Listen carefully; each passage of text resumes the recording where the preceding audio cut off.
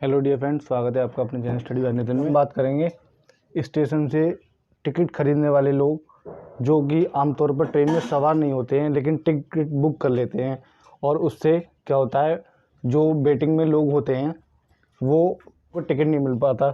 और अब क्या होगा, जो टिकट बुक कर देगा और ट्रेन में सवार नहीं हुआ तो उसका टिकट किसी और को दे दिया जाएगा, दूसरे पर्सन को। ठीक, तो ऐसे अलर्ट रहें। बात करेंगे, अब देखते हैं। अब बोर्डिंग स्टेशन से ट्रेन सवार नहीं हुए तो आरसी में वोटिंग वालों की सीट होगी अलर्ट, मतलब दूसरे पर्सन को दे दी जाएगी। अलर्ट कराएगा, पहले पर्सन को अलर्ट किया जाएगा, लेकिन आप सवार होते हैं तो ठीक, वरना तो वो सीट किसी और को दे दी जाएगी। आगे देखेंगे। अब यात्री बोर्डिंग स्टेशन से ट्रेन सवार नहीं हुआ तो और सीट पर नहीं बैठा, अदरवाइज जैसे कि सीट ट्रेन में सवार हो गया और सीट पर खाली है तो वो सीट फिर भी किसी को दी जा सकती है। ठीक, सीट पर नहीं बैठा तो उसकी टिकट किसी दूसरे यात्री को दे दी जाएगी। ठीक, आगे देखेंगे।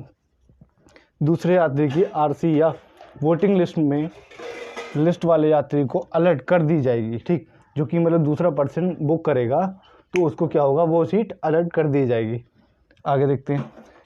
क्योंकि अब रेलवे की तरफ से हेल्ड टर्मिनल टैबलेट के ज़रिए सर्वर से ऑनलाइन व्यवस्था शुरू कर दी है।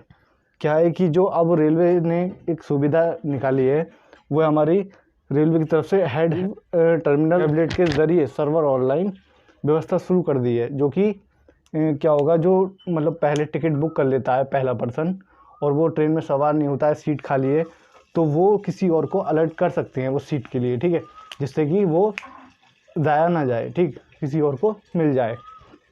आगे देखेंगे। जिससे टिकट कलेक्टरों थी साथ ट्रेन की सभी सीटों पर का ब्यौरा अपडेट करना होगा। क्या होगा कि जो कलेक्टर हैं वो उसका सबसे कलेक्ट्रेट जो उसके साथ ट्रेन में सभी सीटों पर ब्यौरा अपडेट, जो इसका ब्यौरा होगा वो कलेक्ट्रेट के पास होता है, जो कि साथ ही साथ सबको अपडेट करता रहेगा। अगर पहला पर्सन इस चीज़ में अगर क्या बोलते हैं कि ट्रेन में सवार होकर अपनी सीट पर बैठता है तो ठीक, वरना तो वो सीट किसी और को अलर्ट कर दी जाएगी। ये कलेक्ट्रेट का काम। आगे देखते हैं। जिससे कि अगर सीट खाली रहती है तो कलेक्टर की तरफ से उसे अपडेट कर दिया जाएगा। अगर वो पर्सन सीट पर नहीं बैठता है तो वो कलेक्ट्रेट किसी और दूसरे पर्सन को दे सकता है। जिससे बोटिंग और आरसी वाले के यात्री को सीट अलर्ट कर दी जाएगी। आगे देखेंगे।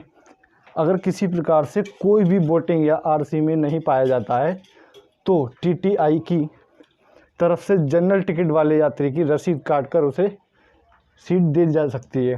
क्या होता है कि आमतौर पर कोई पहला पर्सन वोटिंग में आरसी में नहीं पाया जाता है तो टीटीआई जो है वो उसकी तरफ से जनरल टिकट काट कर यात्री को रसीद काट कर उसकी सीट दे सकते हैं। आगे देखेंगे। क्योंकि सफ़र अनिवार्य होते हैं, अगर पहला व्यक्ति उस सीट को ज़ाया करता है तो दूसरे के लिए बहुत महत्व रखता है वो सफ़र, तो इसलिए उस सीट को दूसरे के लिए अवेलेबल रखना ज़रूरी है। तो यात्री जनरल टिकट ले लेते हैं। ठीक है, अगर सीट जैसे नहीं मिलती तो जनरल टिकट ले लेते हैं बहुत लोग। आगे देखेंगे। और स्लीपर क्लास में बैठ जाते हैं, जैसे कि जनरल टिकट लेकर स्लीपर क्लास में बैठ गए। ठीक, तो वो व्यवस्था बताइए इसमें। जिसके बाद टीटीआई के कटवा कर सीट ले लेते हैं। ठीक, क्या होता है कि जब सीट नहीं मिल पाती तो टीटीआई से पर्ची कटवाते हैं और सीट ले लेते हैं डायरेक्ट। आगे देखिए। ऐसे में इस प्रक्रिया में भी पारदर्शिता बनी रहेगी। इस प्रक्रिया को तुरंत प्रभाव से लागू किया जाएगा। ठीक, आगे देखें। और लागू करने के लिए रेलवे के आदेश अनुसार फिरोजपुर मंडल की तरफ से कार्रवाई शुरू कर दी गई है। जो ये रेलवे सवार की प्रक्रिया है, जो फिरोजपुर मंडल की तरफ से कार्रवाई शुरू कर दी गई है। आगे देखेंगे। ताकि सीट खाली रहने पर लाभार्थी यात्री को सुविधा मिल सके। ठीक, तो अब क्या होगा कि जो ट्रेन सवार होते हैं, जैसे कि किसी पहले पर्सन ने टिकट बुक कर रखा है, ठीक, और सीटें फुल दिखा रहा है और वो ट्रेन में सफ़र नहीं करने वाला है, सीट उसकी खाली है, तो ऐसा पाया जाने पर क्या हो सकता है कि जो कलेक्ट्रेट अब डेटा निकालेगा वहाँ का, जो अपडेट मिलेगी, और अगर ऐसे अपडेट में सीट खाली पाई जाती है तो किसी दूसरे पर्सन को वो अवेलेबल कर सकते हैं, दे सकते हैं। ठीक, तो वो सीट जो दूसरे को प्रोवाइड कराएंगे उससे क्या होगा कि उसको सीट भी मिल सकेगी, दूसरा जो है वो भी कर सकेगा। ठीक, धन्यवाद।